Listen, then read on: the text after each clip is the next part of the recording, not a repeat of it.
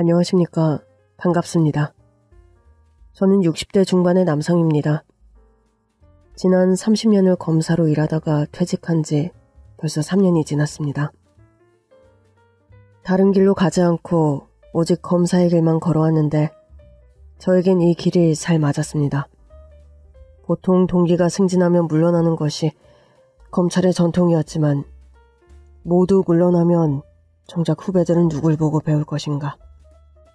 우리 조직 역시 도제 시스템으로 운영되는데 이런 아전인수적인 생각을 해서 묵묵히 제 자리를 지켰습니다. 그렇게 저는 대한민국 검사로 한 길만 걸어왔습니다.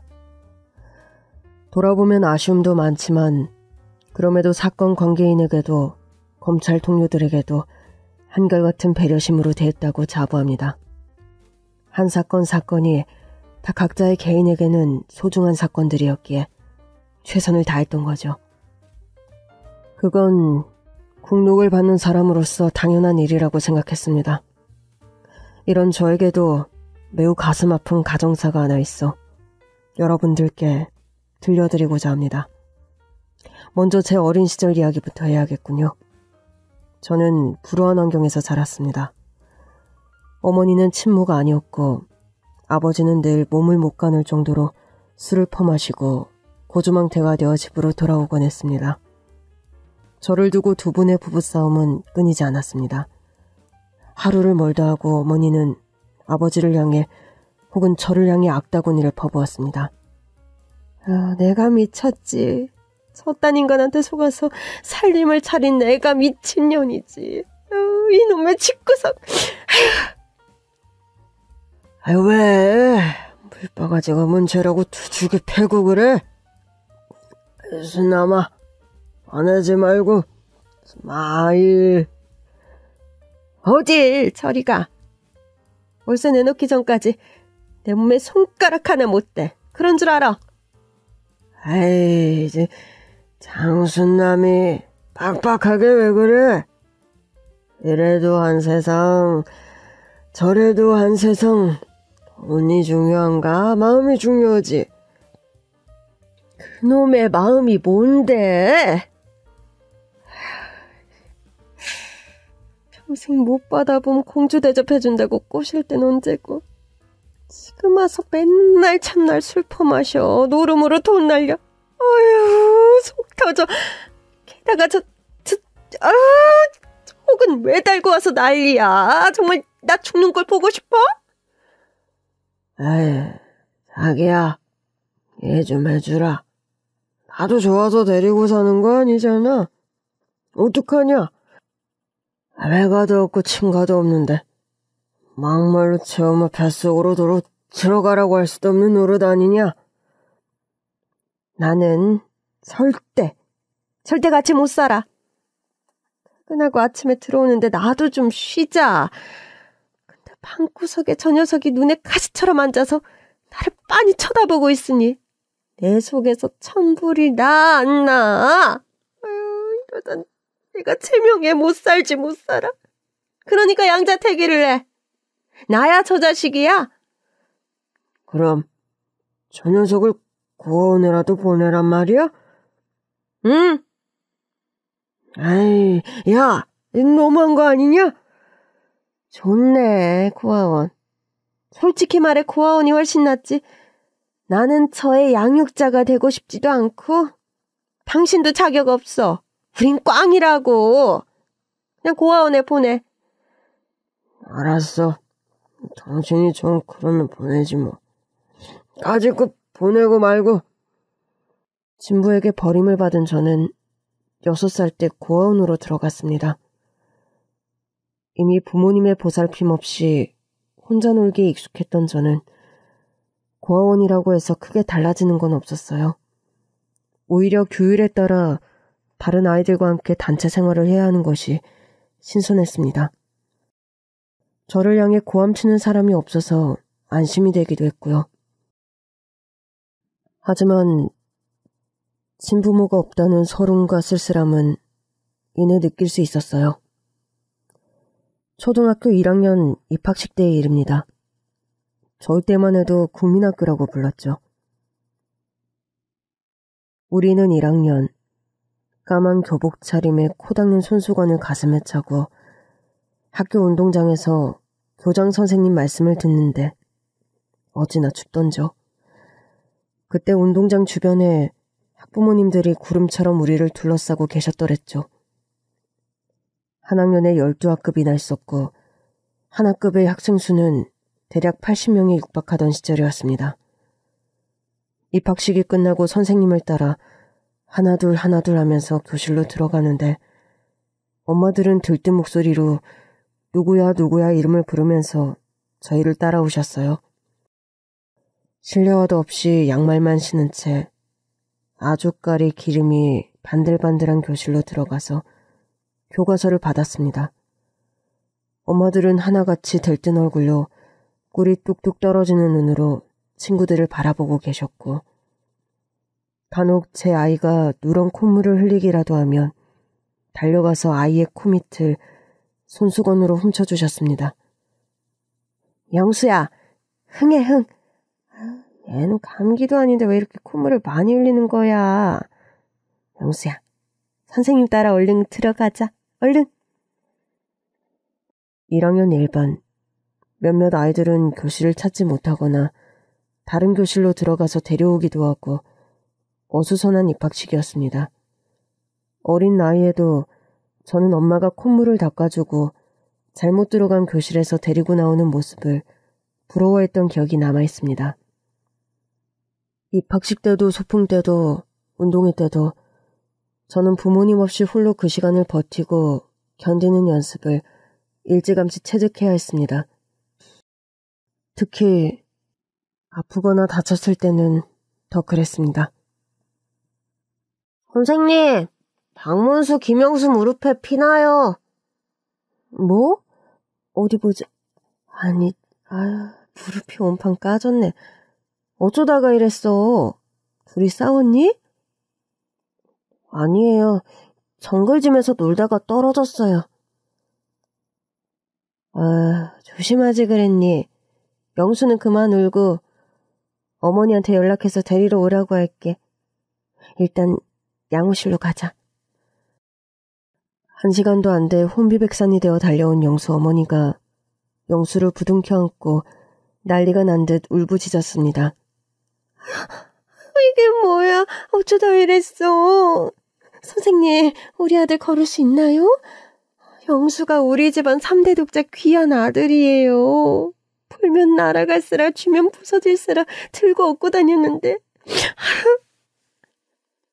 영수 어머니, 친구들이랑 정글짐에서 놀다가 그랬대요. 양호 선생님 말로는 큰 병원 가서 몇 번을 꿰매야 한다고 하시네요. 네? 꿰매야 할 정도로 큰 상처라고요? 어떡해. 영수야, 괜찮아?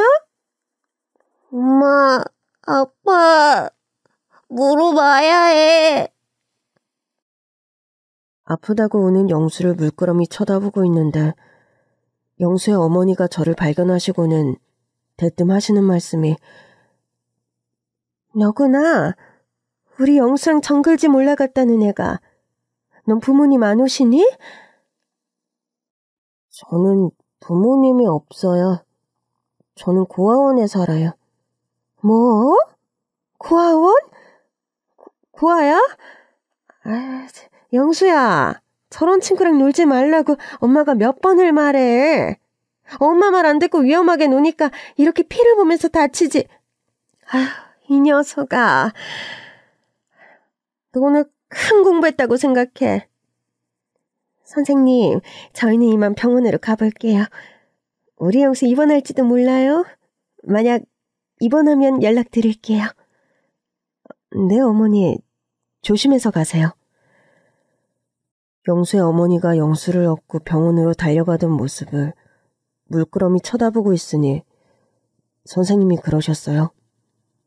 문수야, 너도 상처가 꽤 깊어서 아마 꿰매야 할 거야. 안 그러면 크게 흉지니까 원장 선생님한테 말해서 병원에 꼭 데려가 달라고 해.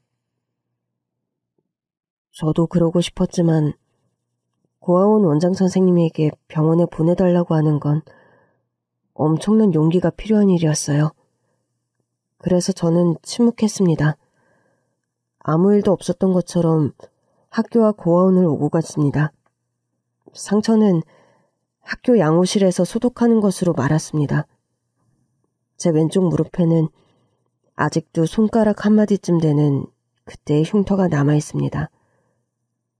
그렇게 엄마가 있는 친구들을 부러워하던 저에게도 거짓말처럼 새엄마가 나타났습니다. 반갑다, 박문수. 나는 이말동이라고 해. 네? 말동이요? 사람 이름이 말동이라고요? 소똥, 염소똥 하는 말동이요? 아니, 이말동이라고. 이말동.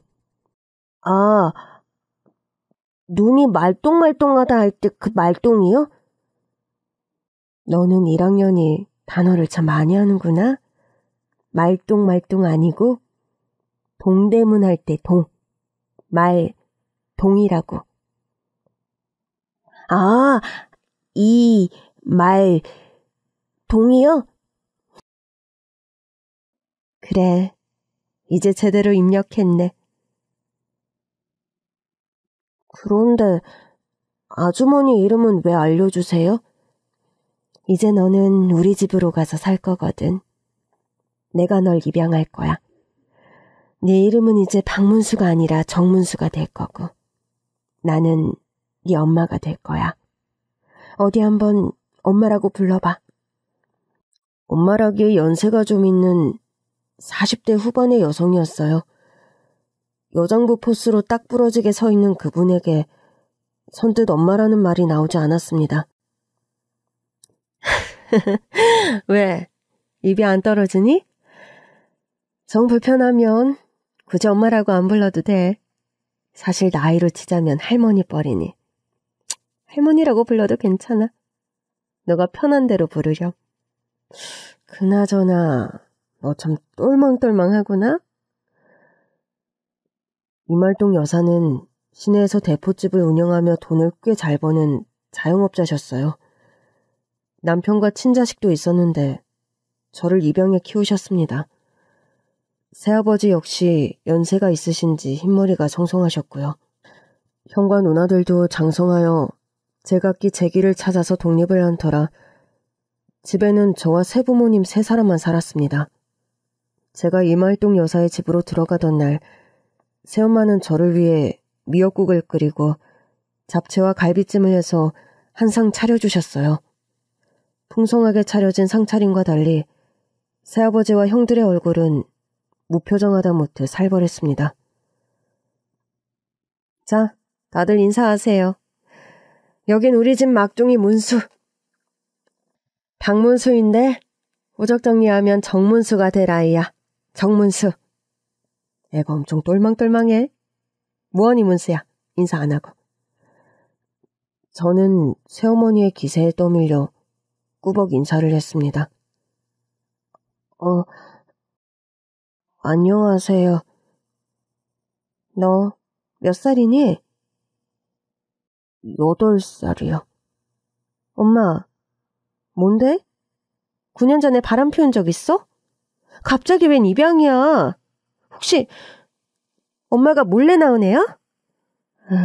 너는 말을 해도 말이 되는 소리를 해. 내가 아이를 하루 만에 뚝딱 낳을 수 있냐? 10달을 품고 있으면 티가 날 텐데. 너네 아빠가 증인이지? 여보, 내 배가 부른 적이 있어? 그건 모르지. 당신 배야 늘 부르잖아. 평소에도 임신한 것처럼 볼록 나와 있으니까. 아유, 당신까지 왜 그래 진짜. 애들이 진짠 줄 알겠다. 그런 거 아니야. 문수야, 우리 문수방에 들어가 볼까? 이 엄마가 책상도 새로 사고 침대도 새로 샀는데 보렴? 마음에 들까 모르겠네. 처음으로 가는 제 방에 들어서는 순간 저는 왕자님이 된 기분이 들었습니다. 탄탄한 나무 책상에 스탠드가 놓여있고 처음 보는 침대도 있었어요. 저는 입이 벌어질 만큼 기뻐서 어쩔 줄을 몰라 했습니다. 누워봐. 여기 책은 너희 형 누나들이 읽던 건데 학생 대백과 사전은 새로 사서 넣었어. 이건 너한테 주는 엄마 선물이야. 금성출판사에서 출간된 학생 대백과 사전이었습니다. 모두 16권짜리로 지구과학부터 교통의 발달까지 자연, 생명, 화학, 물리, 현대 과학까지 다루고 있었는데 저는 방에 들어가자마자 책 하나를 꺼내들고 시간 가는 줄 모르고 읽었습니다. 우주와 개발에 나온 아폴로 우주선, 공룡의 신비에 나오는 많은 공룡, 교통의 발달에 나온 이탈리아의 스포츠카 그림들이 제 마음을 사로잡았습니다. 흑백이었지만 상상의 나래를 펼치기엔 모자람이 없었습니다. 책에 빠져있는 동안 거실에서 무슨 이야기가 오갔는지 새아버지와 형들의 고성이 들려왔어요. 대체 무슨 생각인지 이유라도 알자. 왜 그러는데? 그건 내가 그러고 싶어서 그래. 내가. 당신 황소고집인 거 아는데? 이런 집안의 중대사에 우리 의견을 왜 묵살하는 건데? 이게 가족이 할 짓이야? 맞아요, 엄마. 좀 있으면 희진이 애도 낳을 테고 희민이랑 나도 곧 결혼할 텐데 그럼 줄줄이 손주 손녀 봐야 할 사람이 그 1, 2년을 못 기다려요? 맞아. 당장 내년 봄에 나 출산이야, 엄마. 우리 애 안 봐줄 거야? 그러면 엄마 쓸쓸한 틈도 없어. 아빠가 결사 반대하는데도 입양을 하는 심사가 뭐야? 우리는 대체 어쩌라고 그러는 건데. 막말로 아무도 환영 안 해주는 집에 온 저애는 또 뭐가 돼? 그만. 문수는 내가 잘 키울 거다. 당신이 반대해도 너희들이 반대를 해도 지금 내 뜻은 꺾을 수 없어. 나는 무슨 일이 있어도 저 아이 대학까지 보내고 자리 잡을 때까지 밀어줄 거야. 그러니까 저 애가 대체 뭔데? 왜 말을 못해? 진짜 당신이 몰래 낳은 애 아니야? 내가 애를 어디 가서 몰래 낳아서 왔다는 거야. 맨날 첫날 집 아니면 가게에 나가 있는데 안 그래? 말이 되는 소리를 하소. 그랬습니다. 가족들은 저를 그리 반기지 않았으나 이말동 여사만은 저를 친아들처럼 생각하며 살뜰하게 저를 챙겨주셨어요. 문수야, 문수야, 학교 가야지. 얼른 아침 먹고 학교 가자. 저는 눈을 비비고 일어났는데 안방에는 벌써 밥상 위에 김이 모락모락 올라오고 있었어요. 김과 김치찌개, 달걀말이와 소세지 부침이 정갈한 밥상은 제가 꿈꾸던 엄마의 밥상이었어요. 오늘 전학가는 첫날이니까 엄마가 같이 가야지. 문수야, 어떤 옷이 좋을까? 내 나이보다 좀 어려 보이면 좋겠는데. 새어머니는 설레는 얼굴로 초록색 정장과 까만 정장을 들고 계셨어요. 초록이요. 그렇지. 초록이 더 젊어 보이지? 그래, 이걸로 입고 가야겠다. 스카프도 하고. 어때? 영화배우 같니? 네, 멋져요. 저에게도 엄마가 있다는 것이 너무 든든했습니다. 새로 전학 간 학교에서 정문수로 새롭게 출발했습니다. 저는 친구들과 뛰어놀고 집에 돌아오면 책을 읽고 공부하는 것이 좋았습니다. 시험을 쳤다 하면 100점을 맞았는데 새어머니는 제 성적을 신기해했습니다. 내 평생 100점짜리 시험지는 처음 받아본다. 학생 통지표에도 수수수수수 잔치라니. 이런 맛에 애들 공부를 시키는구나. 난 성적이 뭐라고.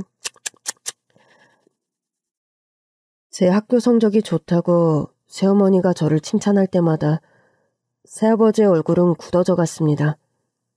제가 영 못마땅했던 것 같아요. 저랑 단둘이 같이 밥 먹는 것도 싫으신지 귀가 시간이 점점 늦으시더니 결국 외박까지 감행하셨어요. 그리고 두 분이서 부부싸움을 크게 하시는 날이 많아졌습니다. 사람이 옹졸하게 왜 그러냐? 어린애한테 그렇게 싫은 티를 내야겠어? 당신은 나한테 모욕감을 줬어. 나도 사정이 있다고. 나중에 다 말하겠다고 했잖아. 그게 언젠데? 지금 당장 말해. 아니면 나 집 나간다. 애도 아니고 가출한다고 협박이냐? 해보기 부끄럽다. 에이, 이놈의 집구석. 저리 싫으면 중이 나가야지. 아유, 참. 두 분이 부부싸움을 하실 때마다 저는 가시방석에 앉은 것처럼 불편했고 언제 내쳐질지 모른다는 생각에 조마조마했습니다. 결국 제가 초등학교 4학년이 됐을 때 새아버지는 가방을 싸서 훌쩍 집을 나가셨습니다. 그래도 이혼을 하지 않으시고 법적으로는 부부로 사셨습니다. 하지만 제가 중학생이 되었을 때 형들이 차례로 결혼식을 치르고 두 분은 조용히 이혼을 하셨습니다. 이혼의 원흉이 저라는 걸 잘 아는 형제들은 새어머니를 찾아와서 저를 원망하며 섭섭함을 호소했습니다. 진짜 해도 너무한다, 엄마.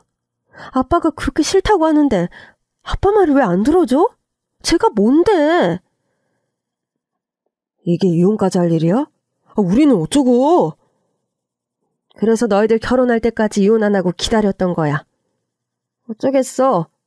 너희 아버지가 죽어도 나랑 같이 못 살겠다는데. 어쩌노? 얘 다 저 자식 때문이잖아.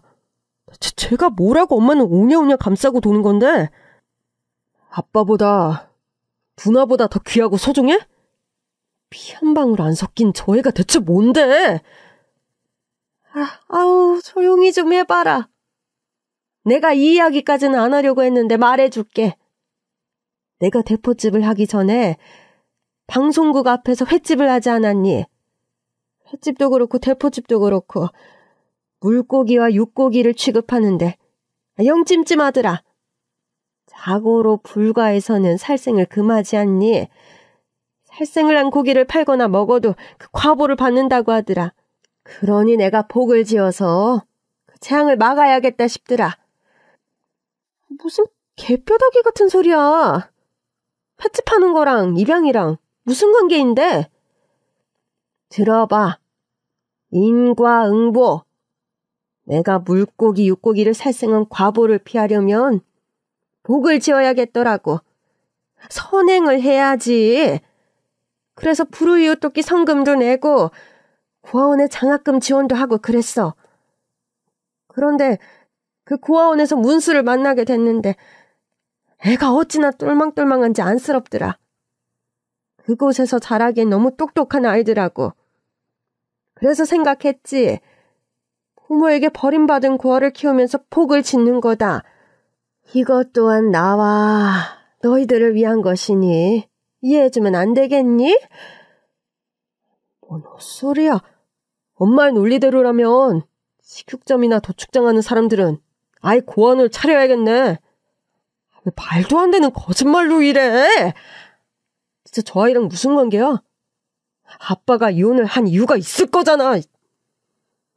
그때까지만 해도 이혼 가정이 흔치 않던 시절이라 누이와 형들은 부모님의 이혼을 몹시 수치스럽게 여겼습니다. 알았어. 엄마가 정 이렇게 나온다면 우리도 엄마 안 봐. 다시는 엄마 집에 올 일 없을 거야. 저 문수인지 뭔지 아는 애랑 잘 먹고 잘 살아. 아이고, 뭐 알았다. 너희들 뜻이 그렇다면 그렇게 하렴. 그래도 엄마는 너희들을 늘 기다리고 있을 테니 언제든 집에 오고 싶을 때면 오고 부탁할 일이 있더라도 연락해. 엄마는 너희들에게 영원히 엄마니까. 그렇게 형들과 누이는 새어머니와 연을 끊다시피 하고 발길을 끊었습니다. 세상 물정을 알 나이가 된 저는 고개를 들 수가 없었습니다. 어머니, 저 때문에 죄송해요. 아니, 무슨 말이냐, 문수야. 형들과 누나가 잘 몰라서 그래. 이 세상은 넓고 알 수 없는 것들로 가득한데 너와 함께 사는 것이 얼마나 귀한 일인지 몰라서 그래. 제가요? 왜요? 너는 이 세상에서 제일 존귀한 존재지. 형과 누나들처럼 다 존귀한 사람들이야. 그러니까 엉뚱한 생각 말고 학업에만 열중해. 네 꿈이 뭐랬더라? 법조인이라고 했지? 네, 판검사가 되고 싶다고 말씀드렸어요. 그래, 나는 네가 무슨 꿈을 꾸든 그 꿈을 이루었으면 좋겠다. 네 형제들도 어릴 때 꿈이 변호사와 대통령이었는데 결국 선생님의 공무원이 됐잖니. 모두가 꿈을 꾸면서 살았지만 꿈처럼 되지는 못했단다. 나도 그랬고. 우리 문수는 부디 그 꿈을 이루는 걸 보고 싶구나. 이 엄마가 팍팍 밀어줄게. 새어머니에게 보온하는 마음으로 제가 할 수 있는 것은 공부밖에 없었습니다. 저는 새벽잠을 줄여가며 공부를 하였고 우수한 성적으로 법대에 진학했으며 대학 졸업과 동시에 사법고시에 패스해서 초년 검사가 되었습니다. 사법고시 합격 소식을 들었을 때 누구보다 기뻐한 사람은 단연 새어머니였고요. 제가 검사가 됐다는 소식을 전해 들은 형제들도 축하 인사를 전해주었습니다. 새아버지가 돌아가신 뒤로 형님들의 태도는 여전히 완강했지만 세월이 흐르면서 원망과 미움도 점점 흩어져간 덕분인지 합격 소식을 계기로 누님과는 간간히 왕래를 시작했습니다. 그나저나 문수야, 너 사귀는 여자는 있니? 공부한다고 바빠서 여자친구 만들 시간이 어디 있었겠어? 왜?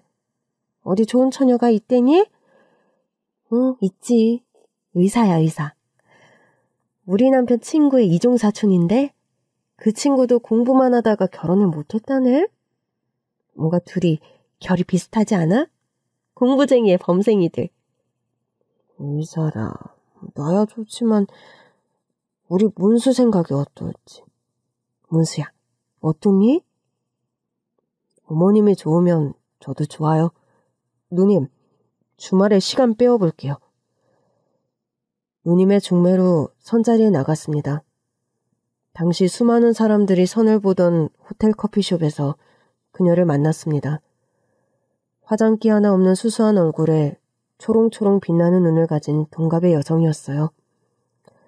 대화를 나눠보니 의사의 사명감이 투철했고 그 당시 유행하던 결핵퇴치라는 원대한 꿈을 가진 의료인이었습니다. 별 말을 하지 않았는데도 이 사람과 결혼하겠구나 하는 느낌이 강하게 들었습니다. 저희는 3번 정도 만나서 데이트를 하고 결혼하기로 했습니다. 집안끼리 상견례를 하고 나서 그녀가 조용히 묻더군요. 저 문수씨, 어머니가 문수씨를 엄청 늦게 낳으셨나 봐요. 누님과도 나이 차이가 꽤 나는 것 같던데. 사실은 제가 입양합니다. 어머님이 저를 고아원에서 데려다가 키우셨어요. 아, 그랬군요. 실망하셨나요? 제가 고아 출신이라서? 아니요, 절대 아니에요. 제가 놀란 건 어릴 때 많이 힘들었을 텐데 이렇게 잘 자라주어서 감탄을 한 거예요. 정말 훌륭하세요. 정말 애썼어요. 그녀가 저를 따스하게 안아주었습니다. 마치 제가 본 적도 없고 알지도 못하는 친엄마처럼요. 성미씨, 우리 행복하게 삽시다. 서로 사랑하고 행복하게. 아들, 딸 구별 없이 하나만 낳고요. 그래요, 문수씨. 선보고 만난 사이였지만 저희는 어느 부부보다 사이가 좋았습니다. 서로 깍듯하게 대했고 존중했으며 아이도 딸 하나를 낳아서 잘 키웠습니다. 저는 정의로운 대한민국 검사로 묵묵히 제 자리를 지켰고 집사람은 대학병원 교수로 결핵과의 전쟁에서 승승장구했습니다. 그렇게 세월이 까무룩 흘러 제 나이 40이 될 무렵 우연히 옛날 동창을 만난 적이 있습니다. 법조계에선 법무부나 대검 같은 기획부서, 서울중앙지검 같은 수도권 주요 검찰청을 오가며 일해야 귀족검사, 검사 엘리트라 불리는데요. 저는 중앙지검의 요직과는 거리가 먼 행보를 걸어왔습니다. 하지만 매 사건마다 최선을 다했습니다. 지방경찰청에서 마약과장으로 일할 때 일입니다. 마약 사범으로 기소된 서류 파일을 살펴보는데 낯익은 이름이 하나 보였습니다.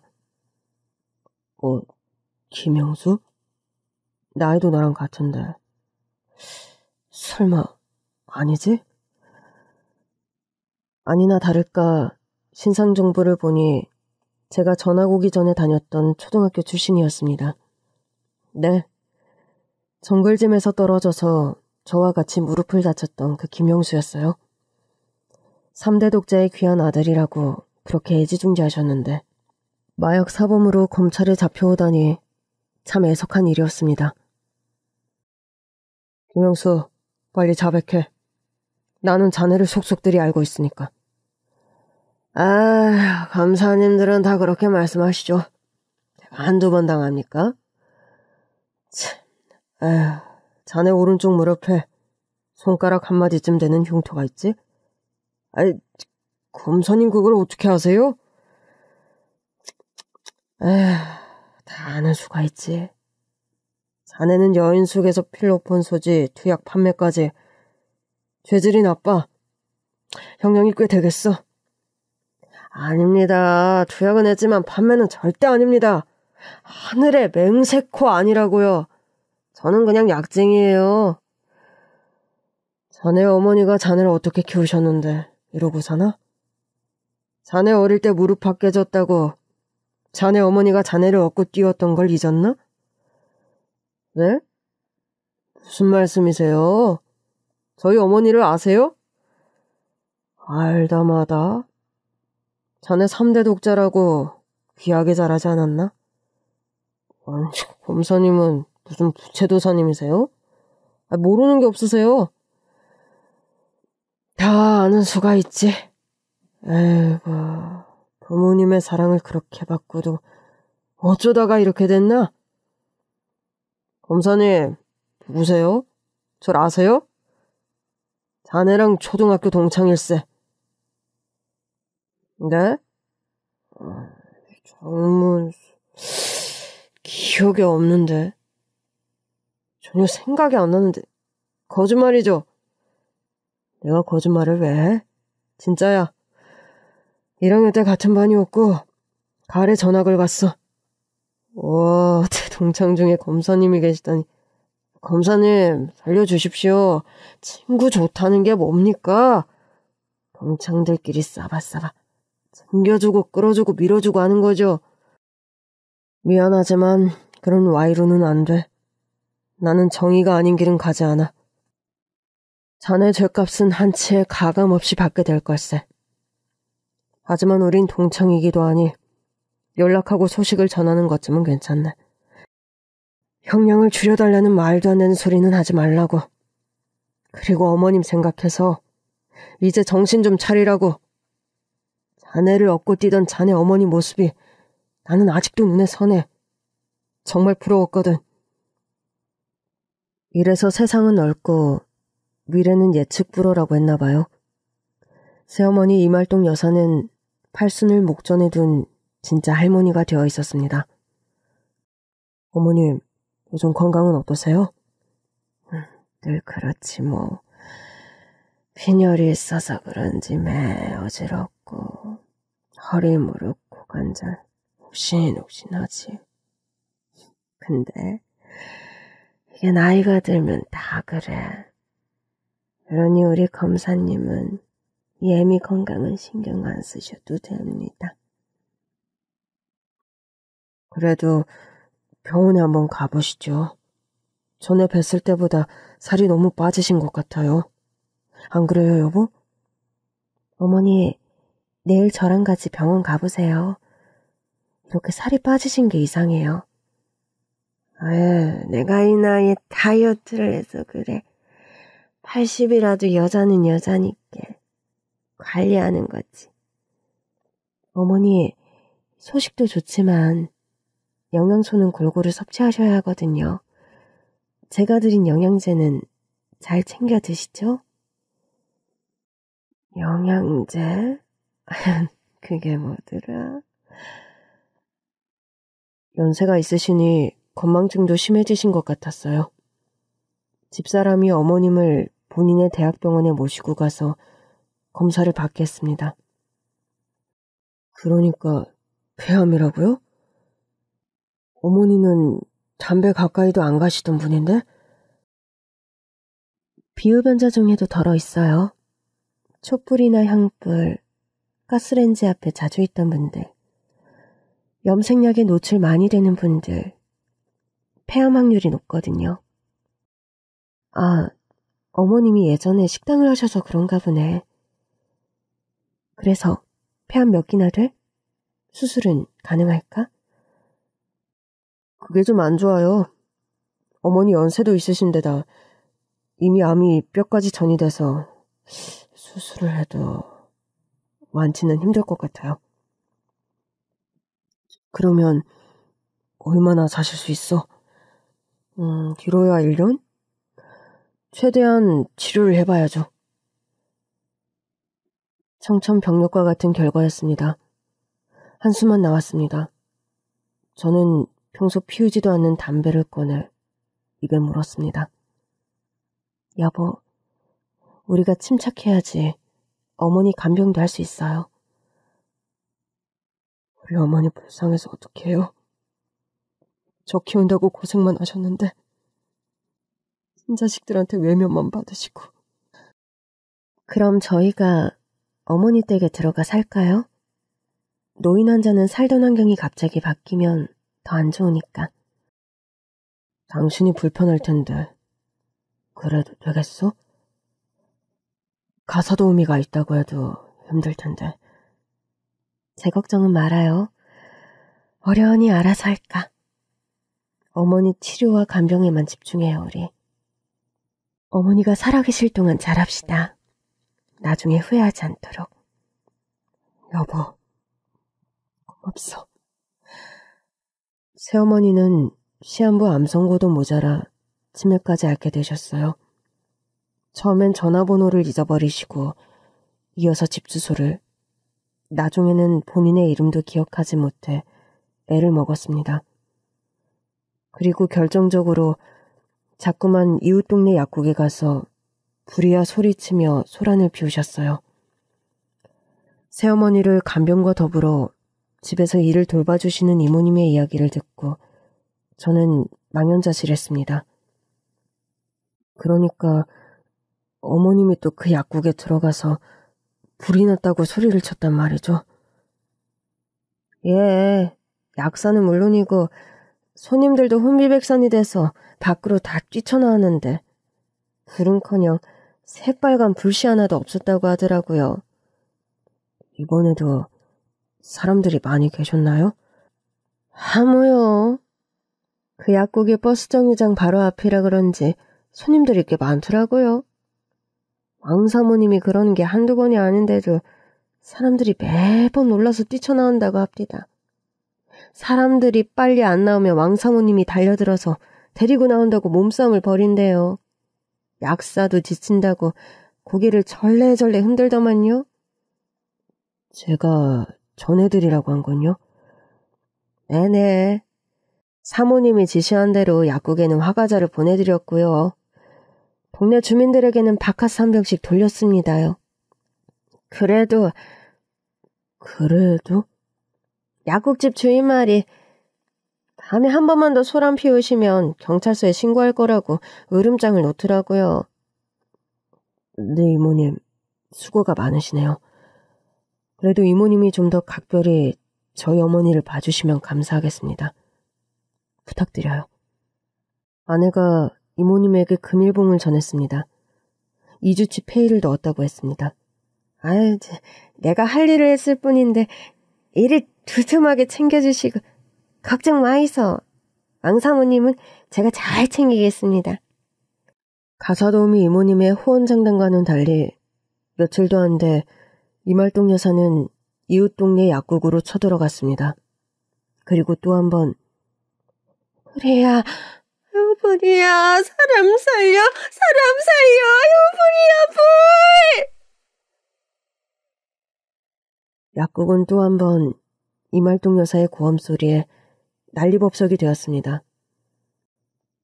인내심의 한계가 다다른 약사는 욱하는 마음으로 이말동 여사를 경찰에 신고해버렸고 이모님이 경찰서로 달려가서 이말동 여사를 모시고 와야 했습니다. 그런데 또다시 이말동 여사의 소란이 이어졌고 이번엔 아무래도 제가 약국을 찾아가서 사죄를 하지 않으면 안 될 것 같더군요. 죄송합니다, 선생님. 저희 어머니가 치매에 걸리셨는데 왜 자꾸 이곳에 와서 그러는지 저희도 모르겠습니다. 저희도 처음엔 그냥 해프닝으로 취급했는데요. 그게 하루 이틀이어야죠. 저희도 경찰에 신고까지 하고 싶지는 않았어요. 네, 압니다. 어떤 심정이신지. 앞으로 저희가 잘 챙겨보겠습니다. 다시는 그런 일이 없도록 주의하겠습니다. 그러니 알겠어요. 신고 취소할게요. 아드님이 점잖으셔서 제가 양보하는 겁니다. 네네. 고맙습니다, 선생님. 이건 약소하지만 제가 준비한 선물입니다. 스위스에서 사온 초콜릿인데 한번 드셔보세요. 뭘 이런 걸. 아무튼 할머니 단속 잘하세요. 약국에 인사를 드리고 불이 나게 경찰서로 달려갔습니다. 어머님이 어찌하고 계신지 마음이 조마조마했습니다. 어떻게 오셨나요? 저기 이말동 여사님이라고. 아, 가짜화재 경고할머니요? 쫄로 가보세요. 저 10시 방향 책상 끝에 담당 경찰님 계시네요. 안녕하세요. 수고가 많으십니다. 제가 이말동 여사님 아들인데요. 어머님은 피곤해 보이셔서요. 당직실에서 주무시고 계세요. 약국에는 다녀왔고요. 신고 취소해 주신다고 하셨습니다. 네, 전화 받았습니다. 그런데 저 할머니가 왜 약국에서 그러시는지 혹시 알고 계신가요? 아니요, 저희도 그게 참 궁금한데 어머님이 치매가 있으시니 제대로 소통이 어렵고 답답하기만 합니다. 저희도 할머니가 다른 것도 아니고 약국에서만 저러는 행동이 수상하고 기이해서 조사를 좀 했습니다. 그러면서 예전 사건 파일을 보다가 47년 전 화재 사고가 있었다는 걸 알게 됐어요. 그 사고를 담당했던 선배님을 찾아가서 자초지종을 여쭤봤는데요. 좀 슬픈 사연이 있더라고요. 네? 슬픈 사연이라고요? 그게 뭡니까? 담당 경찰은 심각한 얼굴로 생각을 정리하는 듯 하더니 이내 입을 열었습니다. 저 할머니가 소란을 피우던 약국이 예전에는 횟집이었는데 할머니가 횟집을 운영했다는 건 알고 계시나요? 네, 알고 있습니다. 제가 태어나기 전부터 횟집을 하셨다고 들은 적이 있습니다. 그 횟집에서 화재가 있었던 모양입니다. 가게 불 한 번 났다고 이런 난리를 치신다고요? 이해가 되지 않습니다. 그날 불만 난 게 아니고요. 인명사고도 있었습니다. 이혜인이라고요. 당시 28의 종업원이었어요. 일 잘하고 싹싹해서 횟집 사장이었던 할머니가 몹시 예뻐했던 모양입니다. 선배님 말로는 할머니와 종업원 사이가 친자매 사이로 착각할 만큼 사이가 각별하고 좋았다고 하더군요. 그럼 그 이혜인이라는 분이 화재로 돌아가신 건가요? 네, 그렇습니다. 사건 개요를 보면 사장인 할머니가 수산시장에 경매를 받으러 나가고 종업원인 이혜인님이 가게에서 매운탕을 끓이고 있었는데 가스가 새서 폭발을 하는 바람에 큰 불이 났고 가게 안에서 빠져나오지 못해 이혜인님이 화마 속에서 그만. 너무 안타까운 사고네요. 그 충격이 너무 커서 어머님이 치매인데도 그 기억에서 헤어나오지 못하는 거군요. 아마 그런 것 같습니다. 그런데 이 이혜인님에게는 남편과 아들이 하나 있었습니다. 남편은 박충보, 아들은 박문수. 당시 아들 나이가 3살이었어요. 그래서 할머니의 죄책감이 더 컸던 것 같습니다. 네? 뭐라고요? 아들 이름이 뭐라고 하셨죠? 박문수요. 제 온몸의 피가 바짝 마르는 기분이 들었습니다. 이런 곳에서 이렇게 느닷없이 친모의 이야기를 듣게 될 줄은 몰랐으니까요. 이혜인님 이야기 좀 더 해주세요. 장례는 어떻게 치렀고 가족들은 어떻게 됐는지 그 형사 선배님이 들려주시지 않으셨나요? 선배님 말로는 이혜인님 남편이 양아치 불안당 같은 놈이었다고 하더군요. 할머니가 죄의식을 느끼고 사고 보상금을 두둑하게 줬는데 그걸 노름으로 탕진하고 술집 여자들 기둥서방 노릇하면서 지내는 걸 보고 어이가 없었다고 하셨어요. 네, 고맙습니다. 그냥 지나칠 수 있는 해프닝인데도 옛날 사고 파일까지 찾아봐 주시고 수소문도 해주시고 정말 고맙습니다. 아니요, 저도 궁금했거든요. 할머니가 매번 불났다고 약국 앞에서 우시는 모습을 자주 뵈서 마음이 아팠습니다. 저희 어머니가 우셨다고요? 네. 약국 앞에서 미안하다 미안해 하시면서 우셨어요. 아마 그날 일을 떠올리고 이혜인님에게 사과를 하시는 것 같았어요. 저는 울음이 북받쳐 올라서 담당 경찰에게 더 이상 고맙다는 말조차 할 수가 없었습니다. 당직실에 누워있는 초라한 백발의 여인을 깨우기가 미안해서 잠시 동안 쳐다보았습니다. 어머니, 나를 우연히 보고 키우신 게 아니었네요. 내가 누군지 알고 내가 걱정이 돼서 가족들 반대에도 아랑곳하지 않고 나를 데려와 키우셨군요, 어머니. 여든을 앞둔 노인의 몸은 어느새 쇠약해져 있었습니다. 예전에 처음 어머니를 만났을 때 대장부의 느낌은 어디에서도 찾아볼 수 없었습니다. 세월의 흔적들, 몸을 갉아먹는 시한부의 몸은 길 잃은 새처럼 의수하고 갸냘펐습니다. 저도 모르게 어머니의 손을 잡고 나지막에 어머님을 깨웠습니다. 어머니, 일어나세요. 이만 집에 가시죠. 자네 정금사가 아닌가? 여기가 어디야? 경찰서예요. 어머님은 여든에도 대단하십니다. 내가 왜 뭐 잘못했나? 내가 잘못했나? 아니요.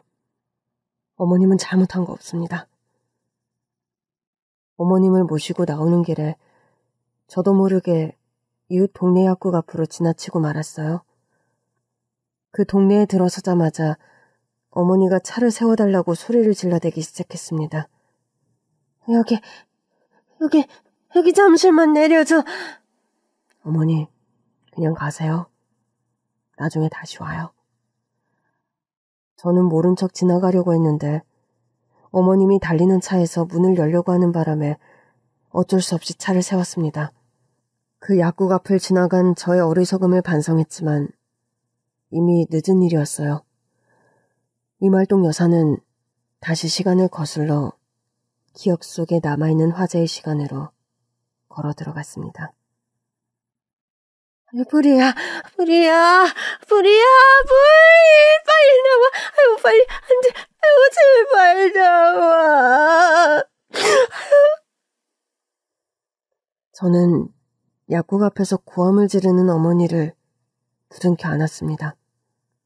어머니, 괜찮아요. 불은 이미 껐어요.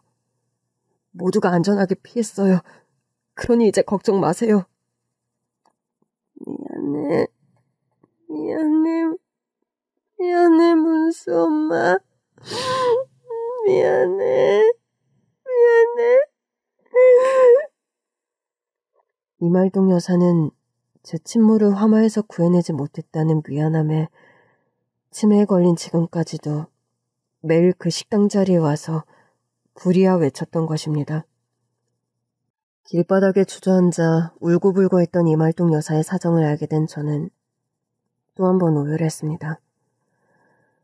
약국의 약사도 동네 주민들도 경찰에게 그 이야기를 들었는지 더 이상 신고를 하지 않고 저희 모자와 같이 울어주셨습니다.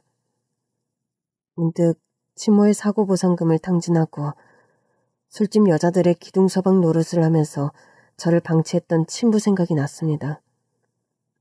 친부가 나를 고아원에 버린 사정을 알고 모른 척할 수도 있었을 텐데 당장 당신의 아들로 입양해서 키웠던 이말동 여사. 저 때문에 남편과 이혼하고 친자녀들과도 소원해진 세월을 살아오셨습니다. 어머니, 괜찮아요? 이제 다 괜찮아요? 더 이상 죄의식하지 마세요. 저도 다 알았어요. 저만의 비밀로 미안해하지도 말고 아파하지도 마세요. 제 친엄마도 어머님 때문에 돌아가신 게 아니에요. 저를 당신의 아들로 거둬주시고 키워주셔서 감사합니다. 감사합니다. 너무 감사합니다. 어머니 사랑해요. 저는 어머니를 부둥켜 안고 몇 번이고 사랑한다고 말하고 또 말했습니다. 신기하게도 어머님의 요동치던 가슴도 잠잠해지셨어요. 저는 어머니를 모시고 집으로 돌아왔습니다. 이부자리를 펴드리자 어머니는 물 한 잔을 달라고 하시더군요. 어머니, 천천히 드세요. 아이고, 꿀맛이네, 정검사. 네, 어머니. 우리 검사님, 행한 아드님, 내가 자네한테 할 말이 있는데 왜 자꾸 눈이 감기나 몰라. 어머니, 지금 당장 안 하셔도 돼요. 푹 주무시고 일어나서 천천히 들려주세요. 그렇지. 아주 옛날 이야기야. 내 한숨 자고 일어나서 해줌세. 네, 어머님. 안녕히 주무세요. 이렇게 어머님은 편안하게 잠자리에 드셨습니다. 그리고는 저 멀리 우리가 왔던 곳으로 돌아가셨습니다. 어머님의 이야기를 알게 된 누님이 형님들께도 화재 사고에 대해 전하고 그제야 형님들도 저에 대한 오해를 푸셨습니다. 이말동 여사의 무덤은 제 친어머니 무덤 옆에 나란히 묻어드렸습니다. 담당 경찰을 통해서 친모의 가족 연락처를 알게 되었고 무덤이 어디 있는지 알게 되었거든요. 진작에 모두에게 사실대로 말했다면 어땠을까 하는 아쉬움도 있었습니다. 내가 횟집 종업원이던 이혜인의 아들이고 미안한 마음에 거두어 키웠다고 그랬다면 어머님은 이혼을 하지 않고 형님들도 가족의 연을 끊지 않았을까요?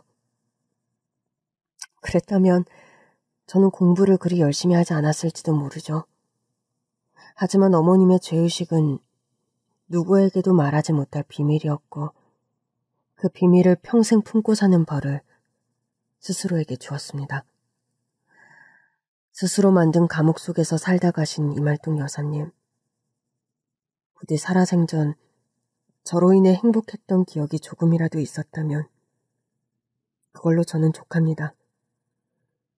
친엄마 무덤 옆에 나란히 어머니를 묻어드리며 빌었습니다. 어머니, 이제는 그만 미안해하시고 평안히 쉬세요. 어머니, 섭니다. 엄마, 이제야 불러보는 엄마 그동안 못 찾아뵈서 미안해요. 진짜 자주 올게요. 엄마를 엄마라고 부를 수 있게 돼서 행복합니다. 산을 내려오는데 사이 좋아 보이는 산새 2마리가 계속 저를 쫓아왔습니다. 어머, 저 새는 왜 저렇게 우릴 따라오지? 사이가 엄청 좋아 보인다. 우리처럼 엄마와 딸 사이인가? 글쎄, 저는 속으로 생각했습니다. 어쩌면 친엄마와 이말동 여사님이 아닐까 하고요. 저는 아내와 상의해서 친모와 이말동 어머니의 제사를 합주해서 지내기로 했습니다. 아내는 흔쾌히 제 뜻을 따라주었고요. 하나밖에 없는 제 딸도 할머니가 2분이 생겼다며 좋아했습니다. 벌써 20년이 지난 일이에요. 딸은 제 어머니처럼 대학병원 교수로 재직 중이며 동료 의사와 결혼해서 행복한 가정을 일구었습니다. 아들과 딸 하나를 두었으니 저와 아내는 할아버지 할머니 신세가 되었습니다. 할아버지란 말이 어색해도 기분은 좋습니다. 이말동 어머니 기일이면 손주 녀석들이 찾아와서 온 집안이 북적북적거립니다. 누님과 형님들도 찾아오셔서 어머님의 기일은 마치 잔치집 같습니다. 저는 지금도 어머님을 처음 만났던 그날이 떠오릅니다. 너가 박문수구나? 반갑다, 박문수. 나는 이말동이라고 해. 장부처럼 떡하니 서서 저를 내려다보던 선한 눈매. 웃으면 살짝 덧니가 드러나서 익살 맞았던 이말동 여사님. 명랑한 그 목소리가 들려오는 것 같습니다. 3년 전 정년퇴임을 하고 회고록을 쓰면서 문득 제 인생의 많은 부분을 차지하고 영향을 주셨던 내 어머니 이말동 여사가 생각나서 이렇게 몇 글자 적었습니다. 이렇게 어머님의 이야기를 하고 나니 어쩐지 숙제를 마친 것 같은 기분이 듭니다. 여러분도 편안한 하루 보내십시오.